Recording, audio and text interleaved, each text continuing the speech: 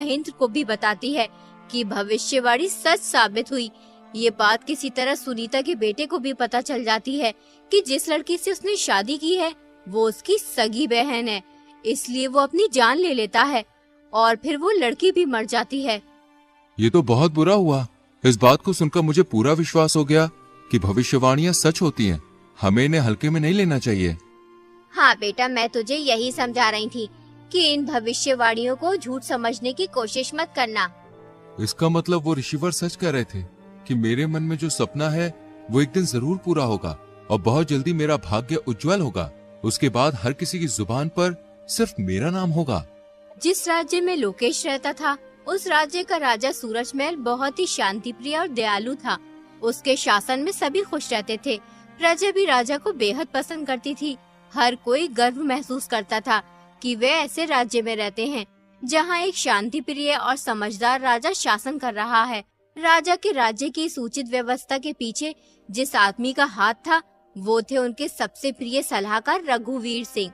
रघुवीर सिंह के रहते राजा को कभी कोई दिक्कत महसूस नहीं हुई, लेकिन अचानक एक दिन रघुवीर सिंह की मृत्यु हो गई।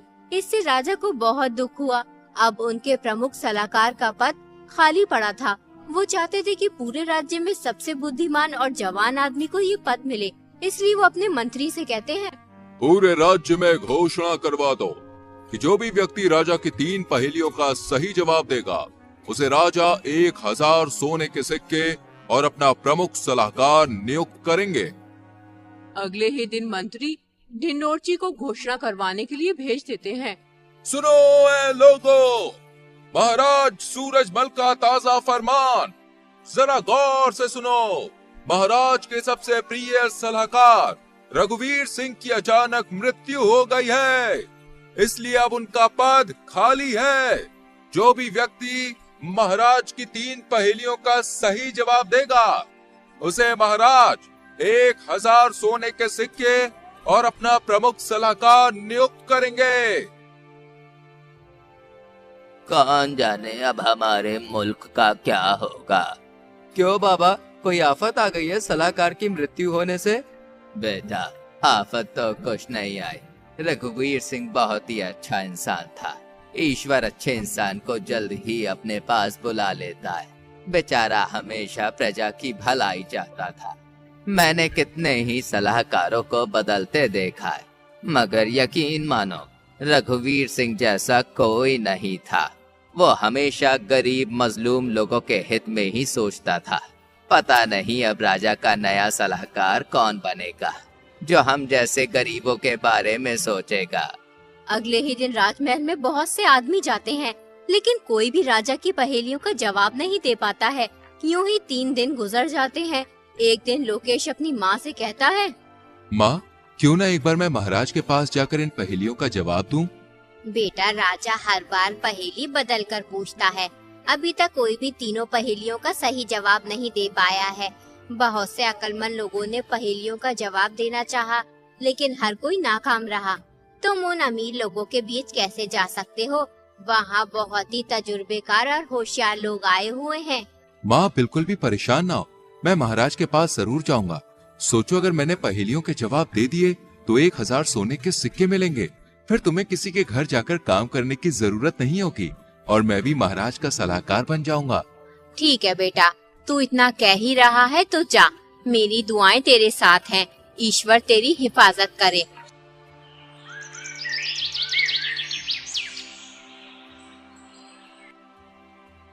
अगले दिन लोकेश राजमहल पहुंच जाता है। महाराज उससे पूछते हैं, तुम यहाँ किस लिए आए हो? महाराज, मैं यहाँ आपकी पहेलियों का जवाब देने आया हूँ। अभी तक कोई भी मेरी पहेलियों का जवाब दे नहीं पाया। तुम समझदार लगते हो, जवान भी हो, शायद तुम मेरी पहेलियों का जवाब दे सकते हो। जैसा कि तुम शर्त जानते ही हो, जो भी पहेलियों का सही जवाब देगा वो मेरा सलाहकार बनेगा और उसे इनाम में 1000 सोने के सिक्के दिए जाएंगे। ठीक है महाराज, मैं आपकी पहेलियों का जवाब देने के लिए तैयार हूँ। तो बताओ, तुम्हारे अनुसार सबसे बड़ा धन क्या है? महाराज, सबसे बड़ा धन संतोष है। जब मन शांत होता है तो इंसान सबसे अमीर होता है। बहुत खूब। अब दूसरे सवाल का जवाब दो। जीवन में सबसे बड़ा ज्ञान क्या है? महाराज, जीवन में सबसे बड़ा ज्ञान ये है कि खुद को जानना और समझना।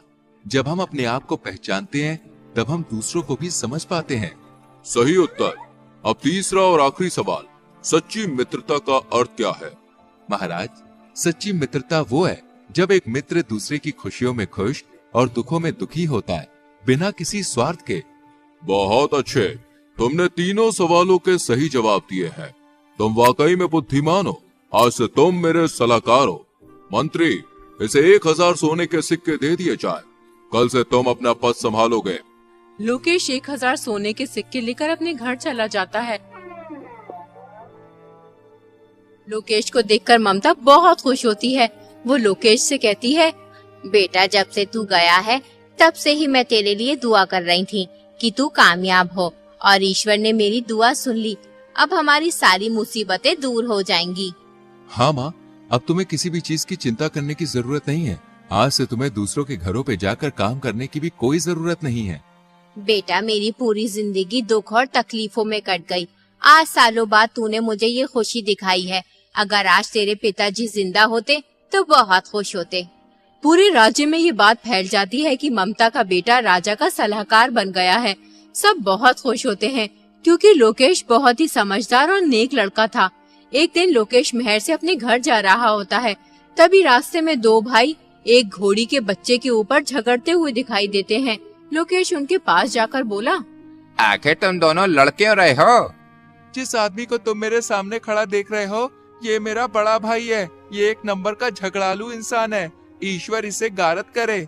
हमारे पिताजी जो भी छोड़कर मरे थे, हमने उसे आपस में बांट लिया। मेरे हिस्से में घोड़ी आई थी, उस घोड़ी ने एक बच्चा दिया। ये बेईमान इंसान उस घोड़ी के बच्चे को अपना बता रहा है। जरा आप इसे समझाइए। जब बच्चा मेरी घोड़ी ने दिया तो वो घोड़ी का बच्चा मेरा हुआ या इस बकबक का? ये नामुराद झूठ बोल रहा है। सालों से ये अपनी घोड़ी को मेरी जगह में बांधता हुआ आ रहा है और इसकी घोड़ी ने बच्चा मेरी जमीन पर दिया है, इसलिए वो घोड़ी का बच्चा मेरा हुआ। जो चीज जिसकी जमीन पर पैदा होती है वो उसी की हो जाती है।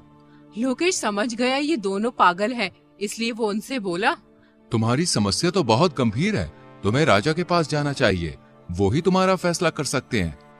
तुम सही कह रहे हो, हमें राजा के पास जाना चाहिए, वरना ये झगड़ालू इंसान कुछ उल्टा सीधा न कर बैठे। अगले दिन दोनों भाई राजा के पास पहुंच जाते हैं और राजा को अपनी सारी बात बताते हैं। राजा लोकेश से कहते हैं, इस समस्या का हल तुम करो लोकेश। वो दोनों भाई लोकेश को पहचान लेते हैं, लेकिन राजा के सामने उनकी बोलने की हिम्मत नहीं होती, इसलिए वो चुपचाप खड़े रहते हैं। देखो, जगह से घोड़ी और बच्चे का कुछ भी लेना देना नहीं है। जिसकी घोड़ी है बच्चा भी उसी का है, लेकिन तुम्हें अपने बड़े भाई की जगह में घोड़ी बांधने का हर्जाना देना होगा। तुम्हें उसे एक सोने का सिक्का देना होगा। दोनों भाई लोकेश का फैसला सुनकर खुशी खुशी अपने घर चले जाते हैं।